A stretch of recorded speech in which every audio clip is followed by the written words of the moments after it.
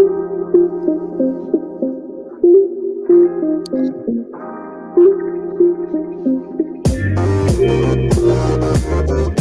to the Wolverine Digest podcast, the best spot for objective and authentic coverage of Michigan athletics. If you want open dialogue, honest opinions, and in-depth coverage of the maize and blue, this is the podcast for you.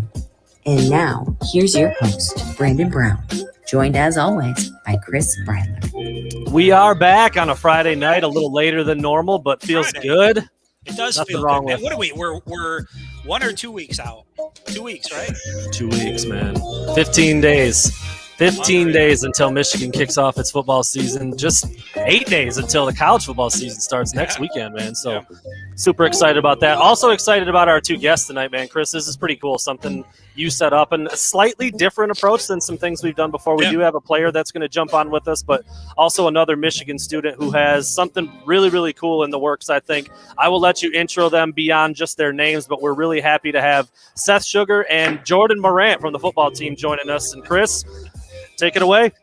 All right, guys. Well, obviously, we're happy to have you here. We know it's a little bit late on a Friday, but Jordan, especially with you, I know you're right in the midst of a fall camp. So we definitely appreciate you guys taking some time out of your Friday night to talk with us. And, for anybody out there who's not aware, we are joined here by sophomore defensive back Jordan Morant, and then University of Michigan student Seth Sugar. And both of these guys, obviously, Jordan Morant is a part of the Michigan football team, but both of these guys are co-founders of something called A2A Sports, which was created to help student athletes connect with marketing agencies in the new age of NIL, improve their brands, to be able to profit from their social media accounts. So that's why we're having these two guys on tonight. We want to talk a little bit about that. And Seth, I'm going to start with you right off the bat. Tell me a little bit about, I know it's you and Jordan, but tell me a little bit about the people who are involved with A2A Sports. Absolutely. So the team is composed of Jordan, I, and our co-founder, Maddie Calcagno. She couldn't be on the call tonight, but she's pretty cool. Hopefully you guys get to meet her sometime. Yeah. And then we have an entire team of an outreach team who basically uses the sophisticated technology to identify top influencers and athletes that meet with our clients' requirements to participate in the social media campaigns that we put together. And so pretty much everything that we do is targeted. It's all numbers based. And I mean, it's pretty cool. So Jordan and I got started with this a little less than a year ago. Jordan, you wanna give the background? Yeah. So a year ago, pretty much what happened was I posted on my Snapchat story, "Hey, who wants to start a business?" Like, it was a random idea out of nowhere because I always wanted to be an entrepreneur when I was growing up. I always wanted my own business, and so pretty much Seth swiped up and was like, "Dude, I'm so down to work on something with you." And so then on, this whole thing, like A2A became, that's when A2A became something like a thought, and like we started reality more and more, and then now it's just going crazy now. So at what point did you guys, come together and, think of this idea or kind of start these conversations? Because obviously the NIL stuff just recently happened this year. At what point did you guys get together and start really talking about this seriously? So about a week into the conversation, Jordan and I, the business was really unclear for the first little while. Yeah. We were kind of discussing. I was like, look, marketing businesses are usually the easiest to begin. They usually require the least money up front. We're college kids. We don't have loads of money just sitting around to start a merchandising business or anything like that. Yeah. So we were like, look, what do we have? What can we leverage? And we both understand the power of social media. And so we were just discussing it, and we said, hey, we understand that NIL stuff isn't supposed to be able to be profited from for a few months. Actually, the NCAA, the commissioner announced that it was supposed to be approved back in January of 2020. So we were geared up to go then. We were just given an extra 8 months of leverage to be working with influencers. But Jordan and I, we reached out to a small brand in Miami, and we said, hey, Jordan has 13,000 followers on Instagram. Just as an inquiry for when NIL stuff comes out, how much would you guys be willing to pay for a sponsored post? And Jordan and I, we were thinking like maybe a few $100. Yeah. These guys came back with a far larger number, and then we realized that there was some substantial market here to play on. And we brought in some benefactors, and we got to work. We started connecting with some of the top athletes in the NCAA. And for about 8 months before the announcement actually came to fruition in July 1 of this summer, we worked with influencers with some of the top marketing agencies in the world. And so we had 8 months of experience putting together campaigns. We were like, look, like we're ready to hit the ground running. So July 1 was our launch date. We actually have a huge press announcement coming out with one of our huge clients this week, and Forbes and a few other major news outlets. So we're really excited to really be pioneering a new way for athletes and influencers. So it's been a journey. Well, it sounds like you guys are off to a good start. And I mean, the fact that you were ahead of the game, you were pre-planning, you knew this thing was coming, and you knew that there was going to be a need, and you were out there and you filled it. I guess, so here's my question, Seth. I am, not me personally, but let's just say hypothetically, I am a collegiate athlete, and I've got, let's compare it to what Jordan's got. I've got, across all my social media platforms, I've got anywhere from 30 to 40,000 followers across all platforms. How is it that a company like A2A Sports is going to help me in my career? What are you guys going to do for me as a student athlete? Walk me through that process. All right. So basically, it doesn't matter how large or small your social media accounts are. I highly suggest going to our website, a2asports.com, signing up. I mean, we work with agencies that can help athletes profit from NIL at any level. So we have quarterback of 120,000 followers on Instagram, like engagement off the charts. Like, of course, like, we're going to take them to one of our clients, like a Viral Nation, which is one of our largest clients. And they offer the top athletes and influencers top dollar for like their compensation for social media posts in connection with brand and engagements and deals. But likewise, we have opportunities for athletes with a few thousand followers to participate in seeding campaigns, which means that when an advertiser is looking for mass geographic reach across the United States, they'll use like a mass amount of athletes to strategically pinpoint like where they want to target. And what we do is we have a large network of athletes across the U.S. who we'll reach out to, and we're just starting to put together these campaigns, but we'll have 300-400 athletes, and we'll say, hey, like this brand wants to reach out and send you free products. How do you feel about working with them? So I highly suggest whatever level of social media followers you have, big or small, so long as you're willing to put the effort in, I highly recommend signing up with us. I promise you we'll do the best we can by you, and we'll try and get you right. And one of the things you mentioned, Seth, during our initial conversation was that, the agencies that you work with have been approved through the NCAA, or they closely follow the guidelines put out by the NCAA. Can you speak to that a little bit? Yeah, so that kind of speaks to like why our company like ours is necessary. Athletes, generally speaking, right now don't really have like a sense of which marketing agencies are real, which ones are just putting up a front and saying like we can do this stuff for you. And so like we only work with companies that offer the highest rates for influencers in the country. Like one of our clients, Viral Nation, they're probably one of our top clients. On a day-to-day basis, they work with celebrities like Will Smith. They work with the people who handle Tyreek Hill's YouTube channel. On a day-to-day basis, Jordan and I are chopping it up with OVO Rocks, who's a marketing genius. He's a part of Drake's OVO team, and he handles the seeding for Welcome OVO, which is Drake's brand. And we talking with Mike Lisi, who handled Josh Jacobs' rookie card deal over at Alabama. Like, these guys are not amateurs. They know what they're doing. And like everyone who we've connected with, we've vetted. And so the fact is, we want to just provide guidance for these athletes and influencers, because there's a lot of people in this marketplace who don't know what they're talking about and can get these kids in trouble. I mean, I'm not going to throw stones at any brands or anything like that right now. But I mean, the night that all this stuff was announced, a bunch of kids were posting stuff for some brands that seemed really shady, really were not engaged and cared about what the kids were doing. And I mean, they did not have their best interest at heart. The majority of these kids are like, they could have been like penalized greatly by the universities.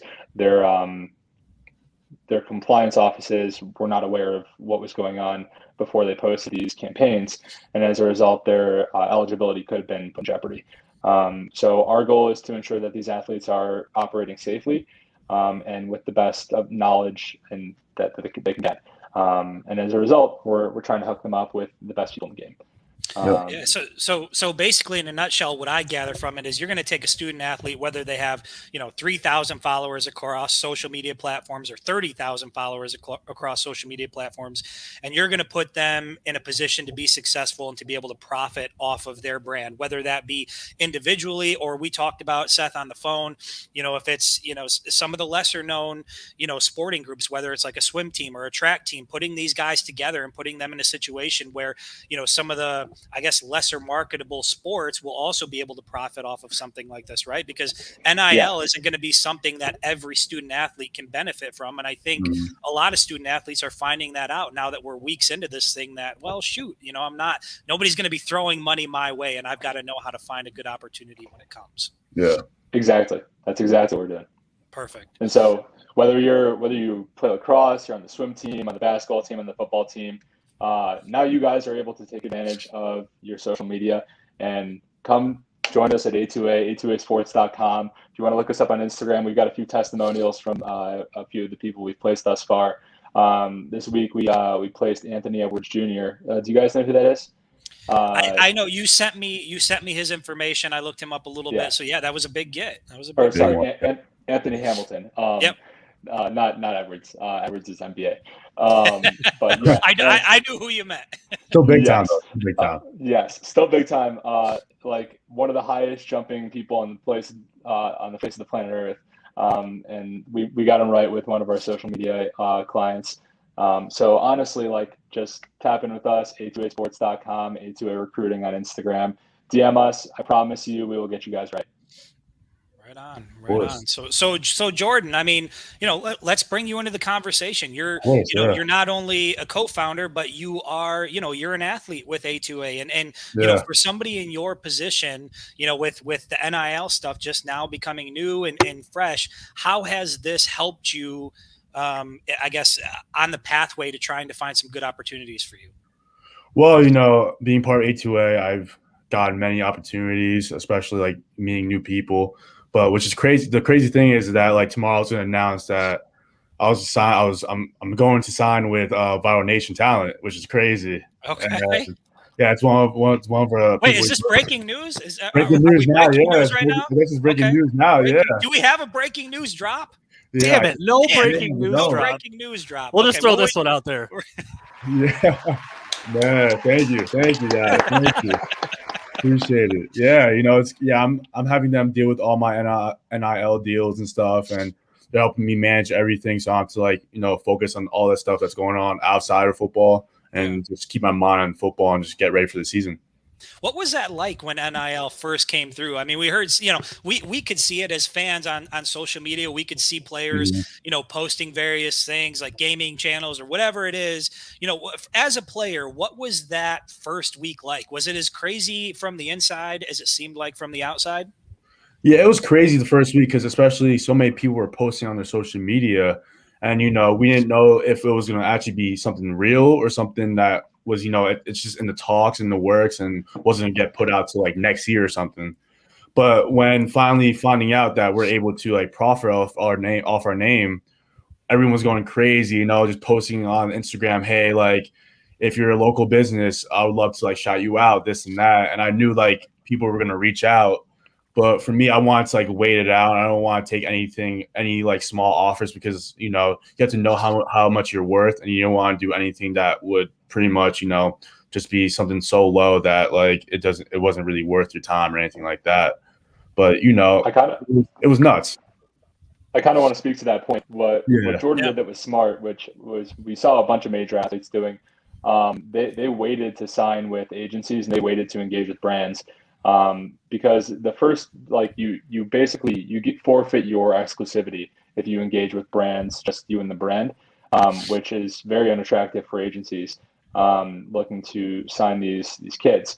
And I mean, giving up your exclusivity is something that, like, for a few $100 here and there in the first week to be, I mean, frankly, these kids were being taken advantage of because they didn't know their worth. They didn't know that a single post of theirs could have been valued at $5,000, $6,000 when they were getting $400 or $500. And as a result, I mean, Jordan's going to be doing just fine for himself. Well, that's good. I mean, we want Jordan to do fine for himself. We all want Jordan to do fine for himself.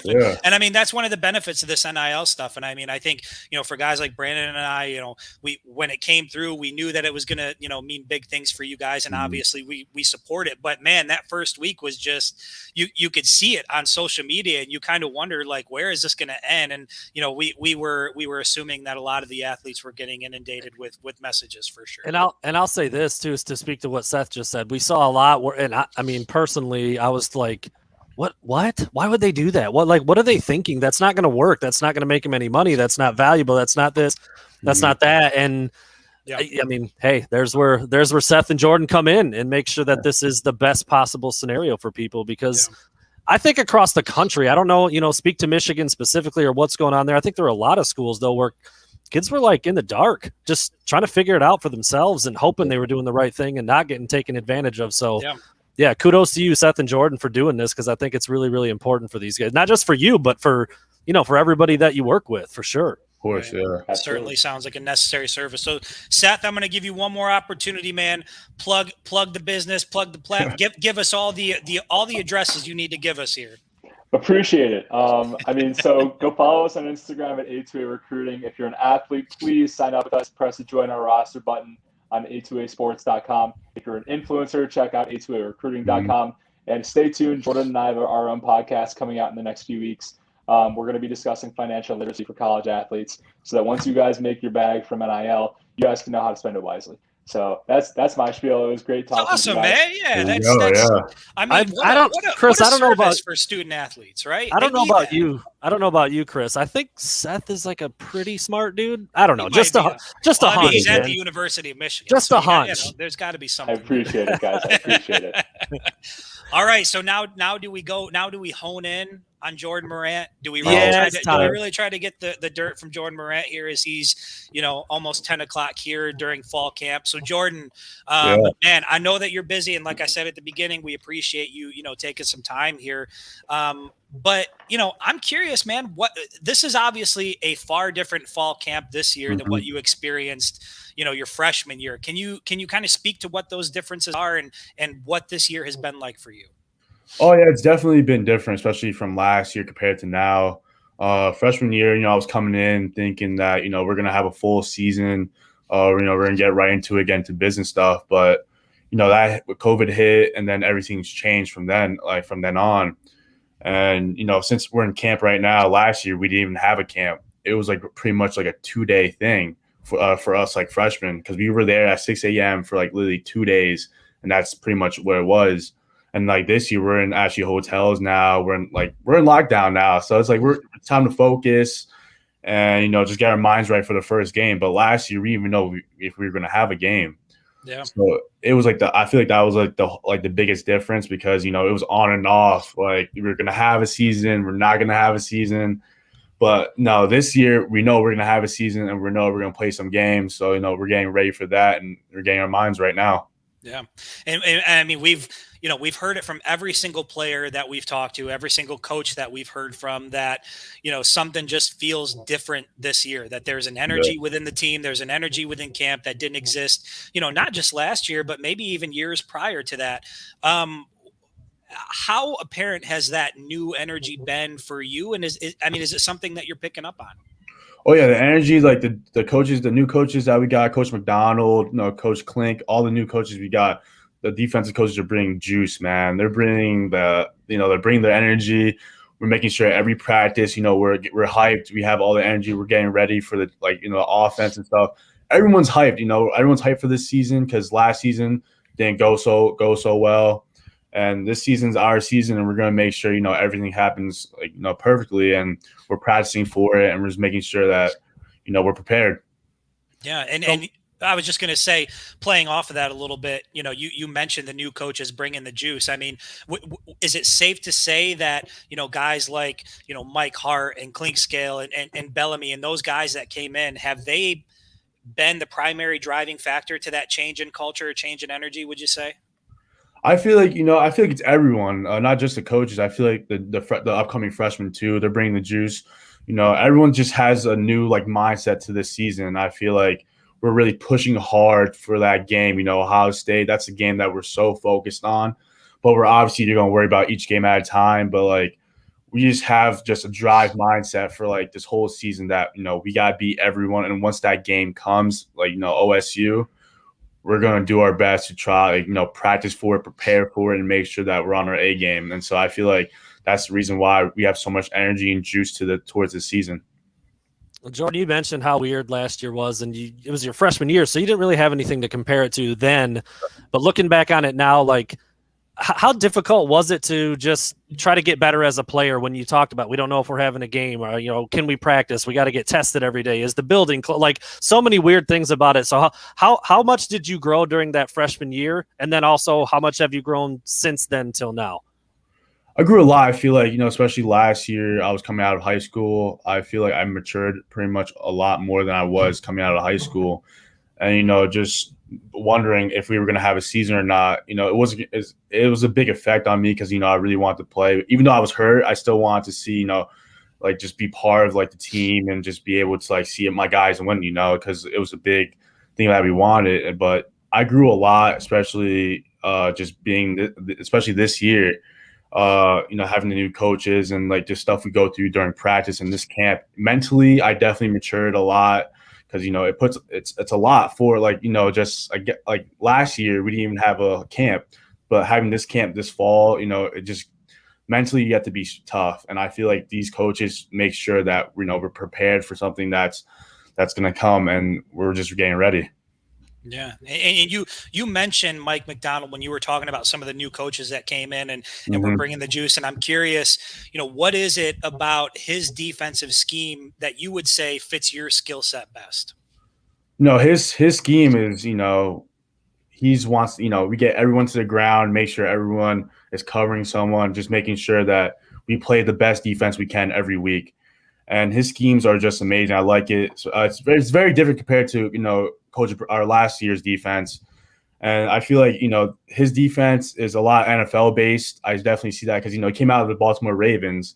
So it's pretty cool to see what kind of, schemes they run in the NFL and how advanced it is compared to what it was last year. And it's just, I feel like it's amazing defense, and I can't wait to see it on the field. I want to build on that just a quick second. We actually talked to Nikai Hale-Green today at the media availability, and he used the word freedom. I don't – it's not thrown around a lot in football, I don't feel like. But he said he feels free on defense, free to do this, free to do that. He kind of touched on some of what he does at linebacker. But what about you? I mean, is that weird to hear? Does that make sense? Do you understand what he's saying when he says he feels freer in this defense? I feel like, in our defense, there's a lot of people that have to lead the defense, and you have to be free. I feel like that's what he means by that, and just being able to just lead the defense into where you want to go, and something I feel I'm trying to think of what he's trying what he means by that. It's kind of hard. Well, Mozzie, I think Mozzie Smith said the same thing when we talked with him. He said, he's like, they're asking big, strong people to do big, strong things. And it seems like the general theme coming out of camp or coming from Mike McDonald's defensive scheme is that it's playing to your strengths. It's doing what you guys do best. And I think, from a fan's perspective, and I don't know if this, if you guys felt this internally, but last year and in previous years with the defense, it looked like sometimes you guys might have been being asked to do things that weren't necessarily the best for the personnel or the skill set that you had. And so there seems to be a lot of excitement surrounding the defense this year that, man, we can just kind of do what we do well. And it sounds like that you're kind of saying the same thing. You could just go out there and play and do what you guys are good at. Yeah, exactly. We love to hit. We love to be, just be leaders and be dogs. that's the mentality we have is just being a dog. And that's what Coach McDonald really talks about. He's a dog. Yeah. Something like that. Yeah. It's just that's how he runs things. And we make sure that's how we're gonna run things, that's how we're gonna play, and that's our mentality. So that's what we bring every day to practice. We got real quick, Chris. Real quick. Jordan Morant. He's a dog. Man, You gotta squeeze that in. Gotta have it. Gotta have it. So, we've talked a little bit about Mike McDonald, but I do want to ask about Steve Clinkscale. Yeah. And, Brandon and I, we were at the Ferris State camp, and that was the first time that I was with Steve Clinkscale. I was in the same room with him, and I didn't know much about him prior to his arrival at Michigan. But when I was in the same room with him, he's one of those guys, kind of like what Jim Harbaugh has and Mike Hart has, that when they walk into a room, they just have a certain energy. They have a certain vibe about them. Can you talk a little bit about what it's been like working with Steve Clinkscale so far? Yeah, being coached by Coach Klink, he's a great coach. He definitely wants things done like the way he wants it done because, we can't be doing our own thing. He's very serious about what he does and what he teaches us. And he everything's technical with him. He makes sure that, the way we backpedal, the way we look at coverages, everything, we're making sure that, we're watching film. He's very serious about that kind of stuff. I never met a coach that's so serious about it like him because, he's a dog. He has that dog mentality, like I said. He has that dog mentality, and he tells us things that we need to hear, not just because we want to hear. It's what we need, and that's what we need. Someone that's straight up, and someone that just tells us what we need to do to win and how things need to be done to be a winning team. Well, coming out of high school, Jordan, you did a lot of different stuff in high school. I know you were played, down in the box a little bit. You were a deep safety guy. Working with Coach Klink. I mean, what is it that you're doing now? I mean, what is your main role at Michigan? Are you working mostly with the corners, with the safeties, Coach Klink, Coach Bell? What do you do on a day-to-day basis at practice? Yeah, pretty much, when I was in high school, I played corner all 4 years actually. And being able to transition from a corner to safety, it's not any different, I like to hit in high school. So being a safety, I feel more free to hit now, being a leader on the field and stuff. And Coach Klink and Coach Bellamy are pretty much the prime coaches that we work with, and they're giving us the greatest advice that we can to learn and just make sure that we're doing everything good and everything right while we practice and stuff. So I feel they're the two prime coaches that we learn everything from. I wanted to ask about Coach Klink too, and this is a little less formal than what Chris said. I just thought he felt like he was the coolest dude there. He just kind of walked around and he was like, I'm the man. I don't know if you think it, I don't care, but I am. I'm joking a little bit, but he back to what Chris said, that presence that he had. Yeah. We had him for media availability the other day too. And I just love the dude. That's the first time we've really got a chance to talk to him. I love the things he stood for, the things he talked about, the things he seemed to make important. It sounds like it's rubbing off on you guys the same way, guys in the building. Yeah, he has a huge effect on all of us, especially the DBs. We talk all the time, and he just makes sure that everything's, everyone's on a good roll and making sure that we're all good. And, he cares about us, and that's what matters. All right, Chris, Brandon, we're running out of time. Okay, that's what I was going to ask. We're getting late in the hour here. Do we want to skip fan questions and go right to it? We got to get right to it. Man. We got to get right to it. We're gonna get right to it. Brandon, cue the music. This is Football Feud. This is Jordan Morant on Football Feud. Football Feud is the hottest game probably anywhere in the country on any podcast, anywhere. And Jordan, I challenge someone to show us someone else doing this. That's what I'll say. I haven't seen a better one. Now, Jordan, just so you know how Family Feud works. Football Feud works the same way. I'm going to run down the leaderboard for you, just so you know, kind of, where things stand and where you might fall in. So right now in the leaderboard, we got in the first place, number 1, we got Roman Wilson, who scored 30 points. At number 2, we've got Chris Hinton with 28 points. At number 3, we've got AJ Henning with 19 points. And at number 4, we've got Blake Corum with 19 points. He got number 4 because of alphabetical order. So he's kind of tied for third, but we'll give him 4th anyway. So, Jordan, are you ready to play Football Feud? I'm ready. I'm on a timer and stuff. Yeah, right. Now here's how it's going to work. Here go. Give him the rundown, Chris. Here's how it's going to work. We've got 5 questions. Okay. You've got 20 seconds to answer. 30. We changed it to 30. Okay. We got 30. We'll give you 30 seconds. That was because of Hinton. We had to extend it because of Hinton. So we'll give you 30 seconds. Okay, 30. I'm going to ask you 5 questions. Each question has 10 answers. The top answer is worth 10 points. The lowest answer is worth 1 point. Okay. At the end of it, we'll go back through. We'll tally them up, and we'll see where you finish. The clock will start after I ask you the first question. Okay, I'm ready. Let's do it. Jordan, are you ready? All right, let's get it going. Yeah, Are you ready, Brandon? I'm ready, man. I got the money. I got the music ready. We're ready to roll. Football feud with Jordan Morant. All Question number 1. Name something you hold carefully. Class. Question number 2. Name something you do multiple times per day. Eat. Question number 3. Name something that will exist in 100 years. Phone. Question number 4. Name something you might freeze. Water. Question number 5. Name something a person might knit. Sweater. Time. There it is. 1 second left on the clock. That's perfect, Wow. man. Okay. Oh. He's know got what? some good answers. I was gonna say we have a strong contender for the top spot here, but let's go through it. Let's see where Jordan finishes, and so man, we'll go back happy. here. So Seth, Jordan, Seth, you got any prejudgment here before we get going? What answer did you like? What did you not? I really thought that he was going to say Michigan football when you guys said what's going to be around in 100 years. there you go. Oh, Yeah. man. You know what? Okay. I think about it. We should give Seth the number 1 answer just for saying that. Appreciate it. All right, here we go. That's pretty solid answers. So with the number 1 question, Jordan, I asked you, name something you hold carefully. Jordan, you said glass. Survey says That's there, baby. That is worth 9 points. That was the second highest answer on Okay, question number 1. perfect. So And actually, dude, I think that number 1 answer on that list sucks. Let's see. Memories, that's Memories. whack. Glass should be number 1. You got to hold Glass on should to be your number 1. carefully, Yeah, I man. guess so. He got 9 though. We got 9. Question Nah, number here you 2. go. Jordan, I asked you, name something you do multiple times a day. You said eat. Survey says Oh, sorry, I was counting. It's in there. that's it. 6 points. You got 6 points for eat. Let's go to Attaboy, question number J-Mo. 3. Number 1 answer there was brush teeth. Brush teeth. Yep.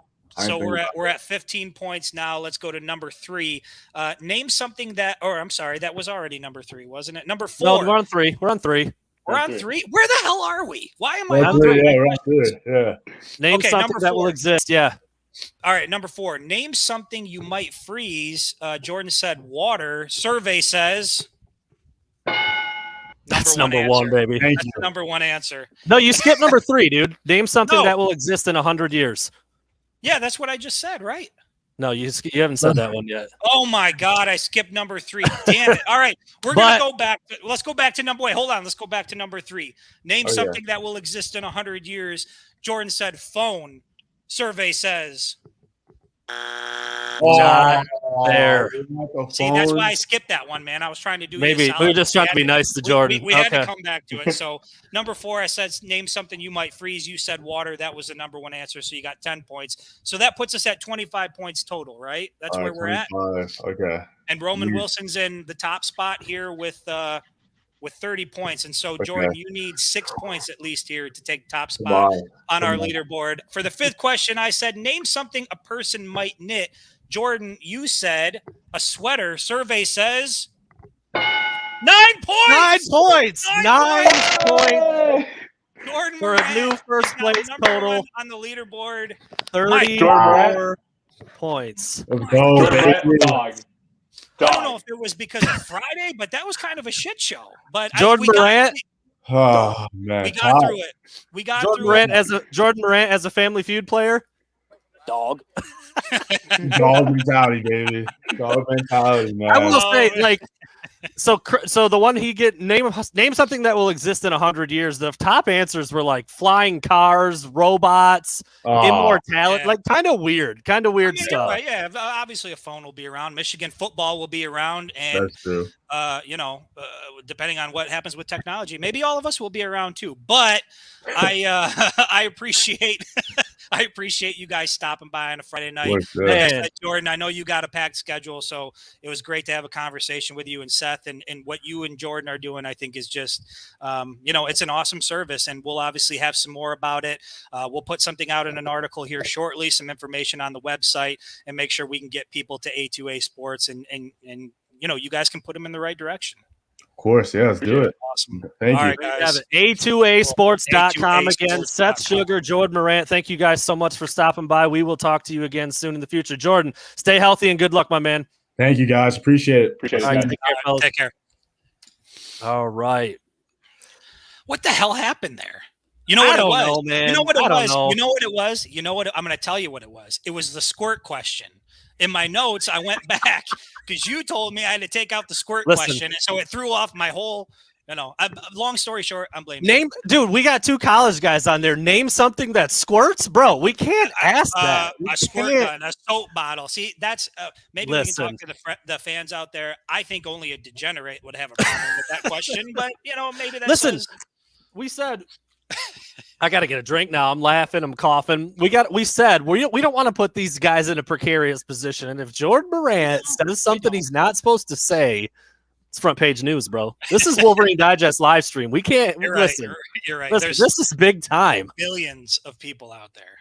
That's cool, man. No, man, dude, I'll tell you what, Seth Sugar, we might be working for that guy someday, man. Me and you. Sugar, yeah. I mean, it's a great, when you think about when we go back to that first week of NIL. By the way, real quick, hold on. What a freaking name, right? Seth Sugar? Like, dude, that's like you got to be an That's entrepreneur. like the athlete agent from Central Casting in like every movie. Like, actually, wasn't the dude's name Bob Sugar on Bob Sugar. Jerry Maguire, right? Yes, that was perfect. So love it. Right. I'm not interrupting anymore. Go ahead. It's the same thing when when your parents name you Jeeves, they're setting you up for a certain career path, and when your parents name you, well, I guess they didn't. This name is last name, but when still. your name is Seth Sugar, there's only you're on a pathway to greatness. We already know you're a winner at birth with the name like that. But if you go back to what things looked like the first week of when NIL became a thing, we talked a little bit about it. You could see players sharing these things and promoting these things, and it was just kind of crazy. It was chaos, and I think that a service that the type of service that they're providing to help guide people, get them in the right direction, make sure they're with the right people, and make sure it's above board. Make sure that before you sign anything, before you do anything, that you're protecting your brand, so that you can maximize your dollars. I think it's a great service, and certainly given the fact that they're all at the University of Michigan and it's University of Michigan students driving this bus, I think super cool. It's super cool. And man, talk about being in on the ground floor. I mean, if I was Seth and Jordan and Maddie, I think they said the other person, I would be so excited about the future and what that could turn into. And it sounds like they've done it the right way. How about it's just really cool, man. Jordan's really signing cool. with Alt Nation tomorrow, right? Is that when it's going to be announced? So that's a pretty, that's a cool thing for a kid like Jordan. We'll see, what opportunities that means for him. But it sounds like, based on what they were saying, that he understands how marketable he is. He understands his value, and he's going to be better off now than he would have been prior to the NIL stuff financially. Yeah, super cool. Super cool. I'm glad we had those guys on. That was fun. Jordan, the new leader, man, atop the leaderboard with a great round. The leaderboard with what was his final score? It was 34. 34 points, man. That's going to be tough. That's a solid score. That's going to be tough to beat. And his answer that he didn't get any points on at all was not a bad answer. Just that phone? That was phone? Yeah, I mean, that's not really like a futuristic thing. That question wasn't super like easy to follow. Like, what do you? Yeah, a phone's going to be around in 100 years. Like that's right. But futuristic thing in the future, maybe. I don't know. Anyway, so today, real quick, I want to talk about what we saw at the media availability. Spoke with Blake Corum, Ryan Hayes, and Nikai Hill-Green. And I'll start with our guy, man. I'll start with Blake Corum. Dude, that kid's about as likable as any kid I've ever seen, I've ever covered. Yeah. I mean, he lit up I was gonna say lit up the room. We were outside. He lit up the area with his smile, dude. He was answering questions very, very well. He was talking about some of those things he talked about with us when we had him on, about his work ethic and his drive, and that he gets that from his mom and his dad. And Nikai Hill-Green called him the strongest dude on the team, pound for pound. And, Blake was real kind of humble about it. Somebody asked, like, what are you squatting or something? He's like, well, Coach Herb doesn't really have us max. We do a lot of reps. We try to do it that way. And he's like, I did 315 like 22 times or something. Everybody was like, what the hell? Like, he's not a huge guy. I mean, he's obviously yoked up, he's put together, but he's not very big. But dude, the more I talk to him, we had him on, we spoke with him today. You look at him, you kind of look back at some of the things he did last year in limited touches. I think he is poised to blow up. I really do, man. I think he's going to blow up this year. And I know you and I mean, if we had to pick one guy on offense to blow up, it might be him. Hands down, it's him for me. The only concern I have about that is just, is he going to get enough touches to really make as big of an impact as he possibly can? But, from a physical standpoint, you can't really ask for much more. And to me, the biggest draw for Quorum is the work ethic. I mean, obviously, a lot of guys can have work ethic, but not be physically gifted enough to play football at this level. He's fortunate where he's got both. He's physically gifted enough to excel at the University of Michigan, and his work ethic is second to none. And you hear that from players, you hear that from coaches. I think Mike Hart said that Blake Corum was the hardest working running back he's ever been around. And that, in fact, if he had Blake Hart's or Blake Corum's speed, he would still be in the NFL. So, yeah. I think the people that are around this guy, the people that see him in practice, the people that talk to him, they all walk away impressed. And I think that just speaks to the kind of kid that he is. Yeah, no doubt about it. A couple days ago, we had Mike Hart as well during a media availability. I wanted to run through 3 quotes that stuck out to me and kind of get your feedback and what you think about what he's saying, because this is something that a lot of Michigan fans have talked about and wondered about, and me, myself personally too. I'm so anxious to see how Mike Hart uses that room, because he's got a guy like Blake Corum, he's got Hassan Haskins, and the super freshman Donovan Edwards, all very talented, all different. They can do some of the same things, but they also have a little different skill set to bring to the table. So I'm just really curious to see what it looks like. And he said 3 things that I called, what did I use? Encouraging. I called them encouraging because I think over the last couple of years, we saw the running backs at Michigan struggle. I mean, not just individually, but the running game in general. 77th in the country 2 seasons ago, 95th in the country last year. That's bad. I mean, that's really bad. Towards the bottom of the country. And, that's why Mike Hart is now there. I mean, that's one of the reasons why Mike Hart is now there. So I'll read the quote and you tell me what you think when you hear it, because it's something that we've talked about quite a bit, this running back rotation and what it's going to look like. He said, you got to let a guy get a little comfortable in the game. He said a little comfortable. I feel like he was holding back a little bit. I mean, this is a dude that carried the ball 25 times a game throughout his career. It's not the same kind of football anymore. You're not going to see that, but he seems to understand. And it's not just because of that one quote. It's because he did it at Indiana. He had a bell cow guy. He had a guy that he wanted to get lathered up and get him going. So thoughts on letting a guy get comfortable in the game? Yeah, we talked about this a lot. You saw it last year where, you would see Hassan Haskins break off a fantastic run, or you would see Blake Corum do something great, and then he wouldn't be in the next play. And you're just kind of scratching your head like, man, this guy, how is this guy ever going to get a rhythm if he's not on the field? And so, that's one of the benefits to having a guy like Mike Hart there. I keep getting the 2 confused. They look alike. They're the same guy to you. Yeah. They are the same guy to me. But, that's why Mike Hart is there, is because that has been a problem at the University of Michigan for a little while, especially with how stacked that running back room was last year. You got to be able to utilize the talent, but you also got to let a guy get into a rhythm of the game. You got to let him find his feet, and they didn't do that last year. Yeah, I agree. That was a really, really long-winded answer to say, like, I like it. Agree. I agree with him. No, I mean, it is that though. It's you do have to find a balance, and you've got 3 guys who sound like they're really freaking good, and you don't want 2 of them standing over there the whole time. What would you do? I mean, you're Mike Hart, you're the running backs coach. You've got Hassan Haskins, Blake Corum, and Donovan Edwards in your running back room. What are you going to do with these 3 guys? You and I are in the same boat. We understand the importance of letting a guy get lathered up and be on the field, but I also have a hard time keeping the other 2 guys on the sideline. I was just talking about this today at the media thing as we were waiting for Blake to come out. I know this is an NCAA, right? I know I'm not playing a video game. These are real dudes and you've got real situations, but I personally have always liked the most explosive guy. Like that's my guy. That if you've got a guy who's, look, it's like I said about Blake last year. I like Hassan Haskins a lot. I know he brings a lot to the table. He's a big, strong, powerful runner. He did some great things last year, was amazing a couple years ago against Notre Dame. Like, I get it. But there were times last year when Blake Corum did something, and I said, he's the only back on the roster who can do that. And I like that. I like that in my running back. Now, we haven't seen Donovan Edwards in college yet, but I think he's got some of those traits as well. He's really fast. He's really elusive in space. He can catch the ball very well. I don't know, man. I find myself he used the running back. He used one running back way more than others at Indiana.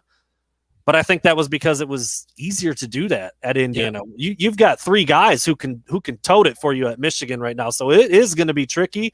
Yeah. I don't really care, game to game if it's one guy more than the next, but I don't want to see Hassan Haskins have 60 yards rushing on a drive, punch it in for a touchdown, and then sit on the bench for a quarter and a half. Yeah. That's what I don't want to see. That's what I would have a problem with. And we saw that last year against Penn State. That's exactly what happened.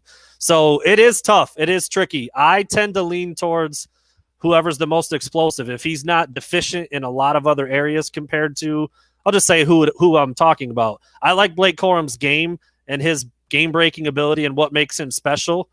But if he's deficient in other areas compared to Hassan when it comes to route running or pass pro or, fighting for that extra yard or whatever it is, then you've got a discussion. But I think Blake Corum he's a special back.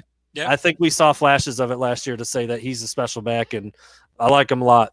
And that's not to take anything away from Hassan Haskins. I like Corum's game a lot. That's the hard thing about it is you don't want to take away from anything that any of these other guys are capable of, but I do wonder that when you come to, the University of Michigan, like Mike Hart is, and you look in a room and you've got 3 guys who all 3 of them could potentially start for another team, how do you divide that up? How do you make that work? You're right. It's not the same situation like you had in Indiana where you've got one true, like this is RB1. They don't have that. And so, the equation should be a little less complicated next year, but this year he's got to find a way to make it all work because all the guys, minus maybe Donovan Edwards being a freshman, but certainly Hassan Haskins and Blake Corum deserve all the carries they can get on the field.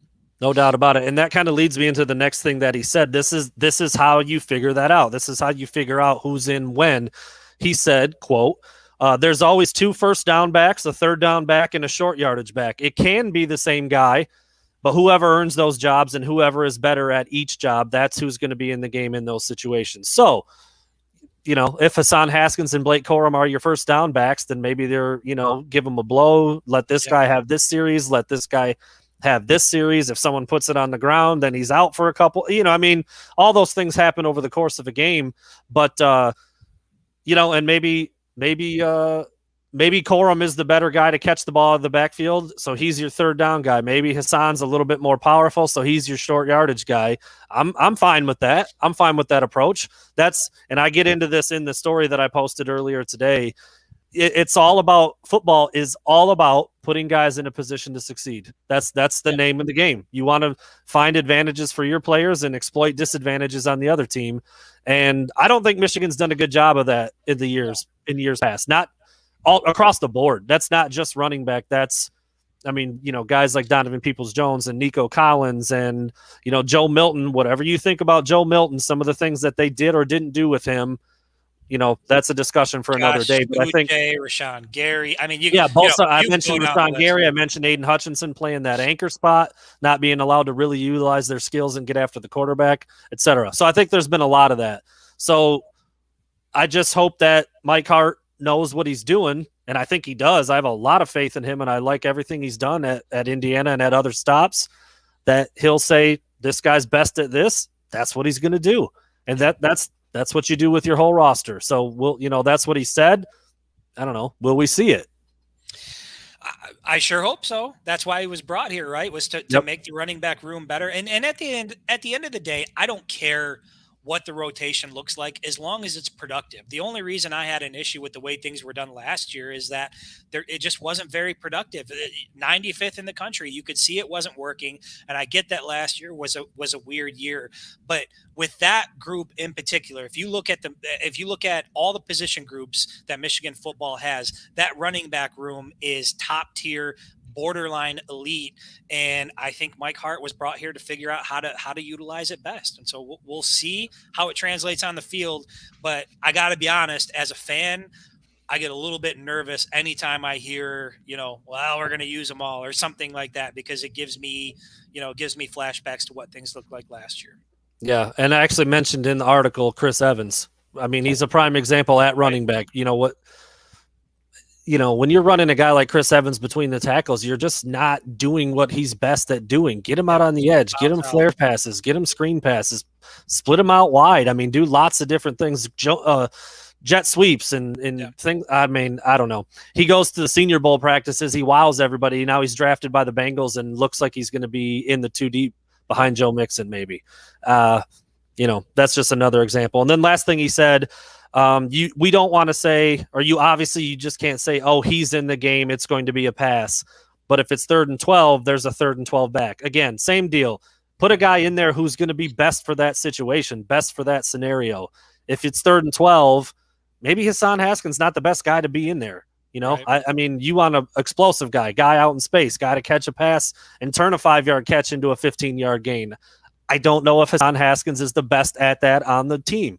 If I had to guess, I would say both Donovan Edwards and Blake Corum would be a little bit better at that. So Edwards, again, particularly, I mean, watch his highlight film. Exactly. That's what that guy does. So again, it's just a preseason press conference. It's just Mike Hart answering questions that get thrown at him. But I've got faith in what he's done, and I've got faith in his knowledge of the position, and I've got faith in him to put guys in the right spot. Yeah. Until we see him not do that, I'm going to give him the benefit of the doubt and think that he's going to do a really good job there because he's done a really good job elsewhere. That's where I'm at with Mike Hart. Right. And we'll obviously have to see what happens with the offensive line. But everything we've heard so far from, the spring cycle, summer, and now in fall camp is that the offensive line looks pretty damn good. And if this offensive line is solid based on the personnel he has in that running back room, it should be an extremely productive group for Michigan. And I would say probably a top 20 group this year. If they use them the way they're supposed to be used, that is at least a top 20 running back room in my mind. And you can't convince me otherwise. But to be in the bottom half of college football anytime at the University of Michigan, just unacceptable. Bottom quarter last year. Yeah. 95. I mean, you're talking triple digits almost for last year. Yeah. And then I guess last but not least, today we spoke with, as I said, Nikai Hill-Green, Blake Corum, I already mentioned, and Ryan Hayes. By the way, Ryan Hayes looks fantastic. I covered that kid when he was in high school. Kind of looked like a tweener, big tight end, small tackle. I don't know about this kid.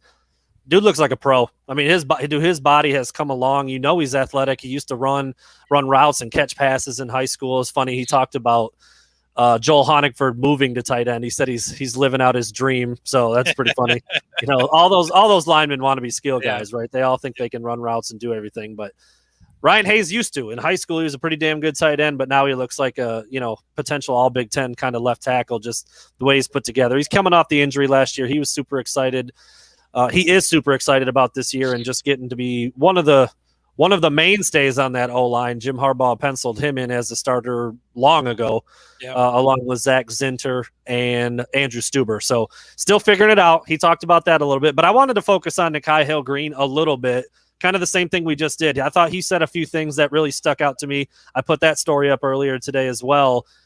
He's a guy we haven't seen a lot of, but he's been mentioned a lot. I mean, I feel like he's going to be somewhat of a household name by the end of this season because I think he's going to play a lot of football, and he looks the part too. And he said this is the best camp he's ever had in his 12 years of playing football. And to me, he doesn't need to say that because let me back it up. He should say that unless he truly believes it because the dude hasn't even played before. Right. You don't just come out at a press conference, maybe his first one he's done at Michigan, it probably is, and say, it's the best camp I've ever had. I'm ready to roll. Unless you're going to play a lot and that you're doing a good job. Right. Yeah. And the thing about him is, we talk about Blake Corum's work ethic and how often he's in the gym. Nikai is right there with Blake Corum. Those guys are almost attached at the hip. I know that they've developed a strong bond, during their time at the University of Michigan. Well, at St. Francis, they came from high school together. At St. Francis. And he is a guy who, if you listen to the reports coming out of camp, he's kind of burst onto the scene as someone who's going to be a factor in that linebacker room.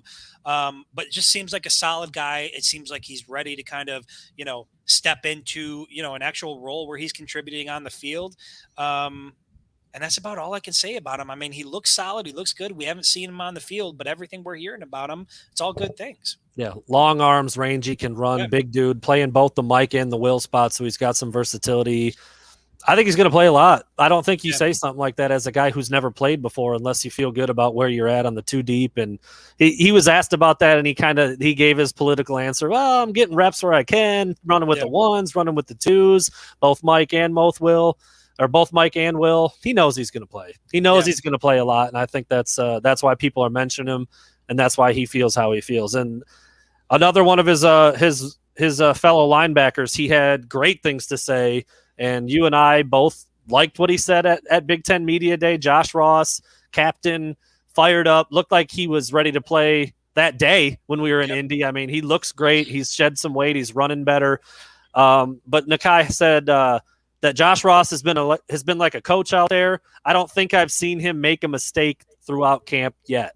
That's, again, Nakai Hill-Green does not come off to me as like a hyperbolic guy, like just saying stuff to say it. He just, I don't know. You can tell when people are that way and when they're not. Yeah. I don't think he is. I mean, we haven't talked to him a lot before, but I don't think he is. And again, you don't have to say things like that. You don't have to say this is my best camp I've ever had. He's never made a mistake. You don't have to say that. Right. I tend to believe it when that's the situation. And that's some pretty high praise. It's some high praise, and honestly, I'm not that surprised. Well, I'm surprised. I'd be surprised if he hasn't made a single mistake, throughout the entire camp. But I'm sure the coaches would say otherwise. But if other players are seeing what he's doing and they're that impressed, and Ross is one of those guys. He's been around for a while. He's a veteran. He's a guy that is probably gonna play a major role this year during the season. And if it wasn't for, an injury that let Cam McGrone sort of go in there and take that spot and run with it, who knows if Ross is even still in Ann Arbor or if he's in the NFL at this point. So, I think he's poised for a pretty big season. I feel like he's been waiting for this moment for a while, after the injury, coming back. He's a veteran. He's ready to lead the team out there. And we saw him at Big Ten Media Days. It sounds like he's having a hell of a fall camp, and hopefully it translates to a good season. Michigan kid, big brother played there. He's got all the motivation in the world to have a great season. Yeah, no doubt about it. And he's cut from the right cloth. He's a hard worker. He's cerebral. You can call it what it is. He's not the best athlete in the world, but he gets after it. He's smart. He studies. He's working hard. And, if he's acting like a coach out there, that's pretty high praise from one of your teammates, your younger guys looking to you for some leadership. So I thought that was awesome to hear. And then last thing, kind of coming back full circle, Nakai Hill-Green said that the running backs are making the linebackers so much better. He feels like they're the best backs in the Big Ten. And you kind of just said that, so I'll let you put a bow on this one. Not just in the Big Ten, but like I said, I feel like in the country, this is, borderline elite. We'll see what the production looks like on the field, but just in terms of talent, in terms of personnel, they have got, there's not many running back rooms out there I would trade right now for what we've got, for what they've got in Ann Arbor. So yeah, I can see it. And I would imagine that that's helping the defense out quite a bit, having to chase them around. Yeah, no doubt about it. All right. So now you're at what, 11-1 now after hearing what I said about these guys? I'm like 11 and a half. I might be, by the time we hop on next, I might be at 12. You hear that? It's Slurp City. Don't talk to me during game week. You're going to want to avoid me during game week. Oh, man. Can we just, no talking. Let's hear this. I hope nobody's eating out there. Chris is slurping them. It's 10:30. Nobody's eating. Chris is slurping it up. No, look, man. I'm a slurp. You know what? But the thing is, Brandon won't say this live while we're doing this, but he's starting to slurp a little bit. Yeah, I can see it. I can see it. Dude. I can see it. That was me eating Skittles. I wasn't slurping anything. No, I don't know, man. Damn it. They're gonna rope me back in before the season starts, aren't they? Man. It's a new I said I wasn't doing it. A new vibe. Harbaugh's dropped like 50 pounds. Dude looks like he's down to his playing weight. We got new coaches. We got Cade McNamara from the desert out in Nevada. Just, can we call him Cade the Snake? What can we call him? We got to come up with a name. What happens if we went out, huh? I mean, What then? What happens? Huh? What happens? Cade McNamara? I'll tell you what happens. He's a dog. I'll tell you what Seth happens. Sugar? Dog. I want to shout out Seth and Jordan one more time as we get ready to wrap up here. I think what they're doing is awesome, it's good necessary. stuff. I'm a little envious and jealous that I didn't meet Seth Sugar when I was in college because I'd probably be loaded by now at age 37. That's what a lot of this job is talking to people, younger people who've just got so much going for them. And then you turn off the computer and you sit back, guys like us, and we're like, damn, man, like, why couldn't that happen to me? I don't know. I have been athletic. Our gig's not too bad, man. We're getting paid to talk Michigan football. Actually is pretty damn good. We're going to be going to the press box here in a couple weeks, man. How excited are you? It's coming, man. You getting closer to it? The only thing I'm concerned about is how do I remain quiet in the press box? You know, I'm going to have to. Dude, if you get kicked out with my website name around your neck. Listen. I cannot guarantee.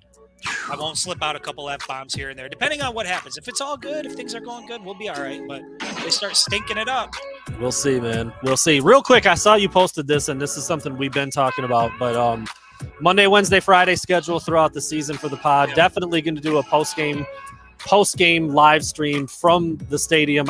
We got to figure out where. I was telling Chris about this. Like, it's not real conducive to be putting a headset on and blabbing like we are right now. It's like quiet. People are working, typing stories in the press box, but we'll figure that out. But we'll have a minimum of four live streams / podcasts throughout the season. I'm super excited about it. These have been a lot of fun, man. Getting these guys on and doing interviews. We've got all of our sound effects coming together now. I love it. Just I right know. there, man. I put myself in a position to succeed. I know I'm a better talker and bullshitter than I am writer. This is where I want to live, dude. This is your element. This is where I want to live. That's it, man. Chris, I hope you have a good weekend, man. We got a couple more free ones until it's like wall-to-wall 7 days a week. So I'm ready. Bring it on. We'll get after it. We'll be back talking again on Monday, guys. Thanks for listening.